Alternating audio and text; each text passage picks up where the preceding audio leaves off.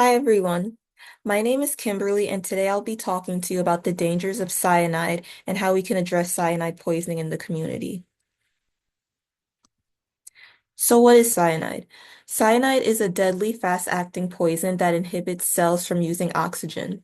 These cells are prevented from completing the oxidative phosphorylation process needed to create the energy source for cells, also known as ATP.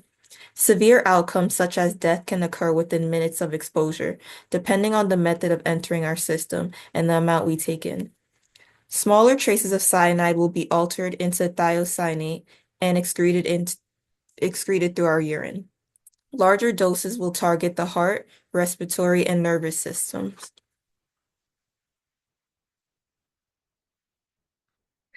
Some signs, some signs of cyanide poisoning are weakness, confusion, headaches, seizures, and cardiac arrest.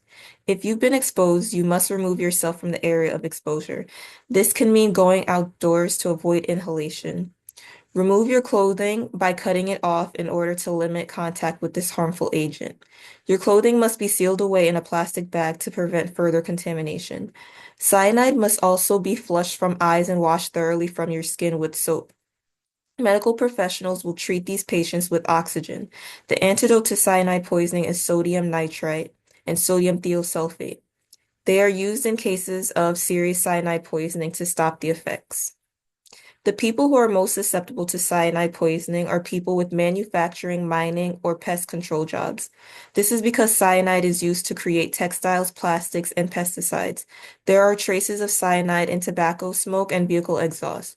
So those who smoke cigarettes and operate motor vehicles are exposed to low levels of cyanide. In fact, cigarette smokers on average have a 2.5 times higher concentration of cyanide in their blood compared to non-smokers. It's also important to note that firefighters are also at risk of cyanide poisoning through smoke inhalation because when plastics and rubbers burn, cyanide is released. The pits and seeds of fruits and unprocessed cassava root have cyanide in them. To protect yourself from ingesting cyanide, you have to avoid consuming seeds from apples, apricots, and peaches, to name a few. Cassava and bamboo shoots must be properly cooked before we eat them. These sources of food typically don't have lethal doses of cyanide. However, repeated exposure can become harmful. Cyanide poisoning is pretty rare in most industries. Lethal cyanide exposures are often intentional acts of terrorism. Lab testing is required to determine cyanide exposure. However, lab testing for exposure isn't used in emergency situations. Treatment is done before testing. Cyanide poisoning is not contagious. The only way to become affected by cyanide is through direct exposure. It is important for our group and the community at large to be aware of the dangers of cyanide because it is deadly. Knowing how to respond to an exposure will increase the likelihood of survival. We will be prepared on how to limit exposure. To protect ourselves from poisoning, we need personal protective equipment. Cyanide poisoning happens through ingestion, inhalation, and skin absorption, so there are specific protections depending on the route. Air purifying respirators filter contaminants in the air before it reaches our respiratory system. Particulate respirators do not protect against gases or vapors. We specifically need gas and vapor respirators to protect against cyanide inhalation. In order to protect from skin absorption, we use chemical protective suits, gloves, and eye protection when handling cyanide. Cyanide waste is disposed of by treating the cyanide to make it less toxic. A useful oxidation method to decrease toxicity is alkaline chlorination.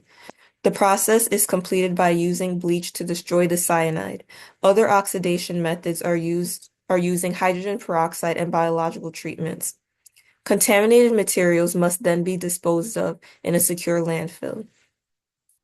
Knowing the causes of previous cyanide exposures will prevent future cases from occurring. People working in certain industries like manufacturing must take extra precaution to protect themselves, especially because there are multiple routes of absorption. Our goal is to limit direct contact with cyanide and prepare for cases of severe poisoning. Thank you for listening to my presentation. I look forward to reading your responses.